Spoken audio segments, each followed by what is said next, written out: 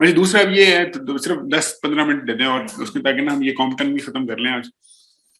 अच्छा, अब इसमें क्या है कि ये जो कॉम्पटन एक तो था ना कि उसमें आगे उसने उसको निकाल दिया और वो सारे का सारा फोटो इलेक्ट्रिक अब्सॉर्ब हो गया।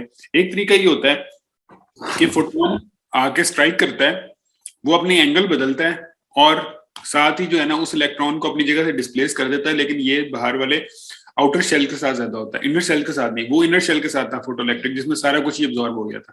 यहाँ पे ये आता है कि इंसिडेंट फोटोन आता है, इलेक्ट्रॉन को डिस्प्लेस करता है, इसको रिकॉइल इलेक्ट्रॉन कहते हैं।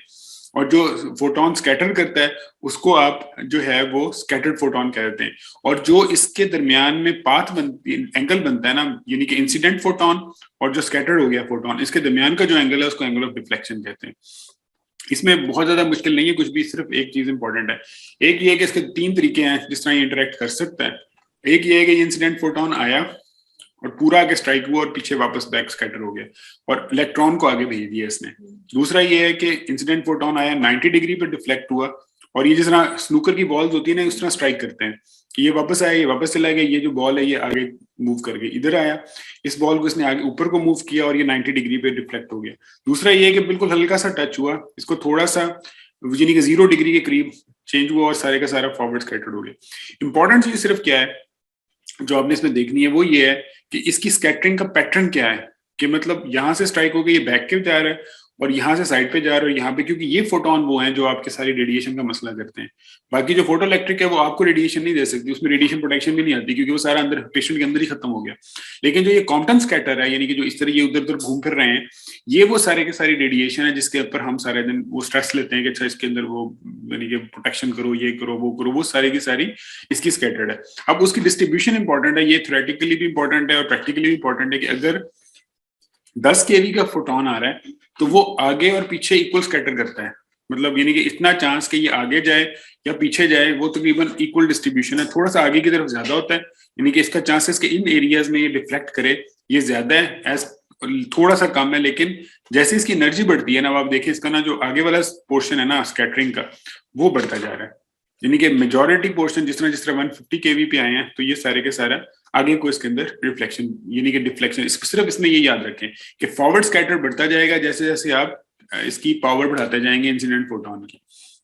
सिर्फ एक और चीज वो ये, अब इसमें प्रॉब्लम क्या है, इसके सिर्फ वही ग्राफ जिस तरह का मैंने उधर बनाया था ना, मैं आपको इसका ग्राफ समझा देता हूँ। ये डिपेंड करता है इलेक्ट्रॉन डेंसिटी के ऊपर, ठीक है। एक तो जो इलेक्ट्रॉन डेंसिटी और इनवर्सली प्रोपोर्शनल होता है ई के ऊपर जो एनर्जी है, वो क्यूब के साथ था रिलेशन। लेकिन इसमें इलेक्ट्रॉन डेंसिटी में सिर्फ एक बात याद रखनी है कि वाटर जो इसकी है ना, हाइड्रोजन की डेंसिटी थोड़ी ज्यादा है, बाकी हर चीज की तकरीबन इक्वल है, 3 के राउंड ही है। अब उसकी वजह से क्या हो रहा है कि अब इसमें चूंकि बोन के अंदर नॉर्मली ये एमसीक्यू के हिसाब से इंपॉर्टेंट है क्वेश्चन ना, या इसलिए इसको थोड़ा सा पॉइंट को समझ लें कि जो ये है बोन और जो सॉफ्ट टिश्यू, इसमें जो बोन है ना ये कम अटेन्यूएट करती है अगर मास अटेन्यूएशन कोफिशिएंट के साथ निकाला जाए। इसका मतलब ये है कि जो attenuation of bone in Compton है, that is in mass attenuation coefficient of bone, वो कम है सॉफ्ट टिश्यू से।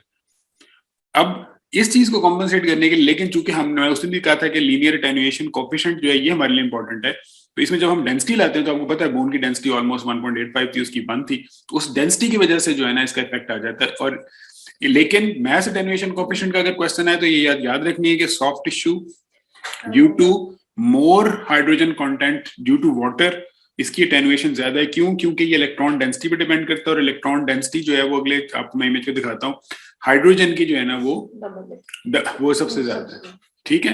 और हाइड्रोजन चूंकि वाटर में होता है और वाटर चूंकि ज्यादा सॉफ्ट टिश्यू में होता है बोन्स की निस्बत, तो इसलिए जो सॉफ्ट टिश्यू है वो ज्यादा अटेन्यूएट करता है अगर हम उसमें से डेंसिटी का कंपोनेंट निकाल दें तो, ठीक है।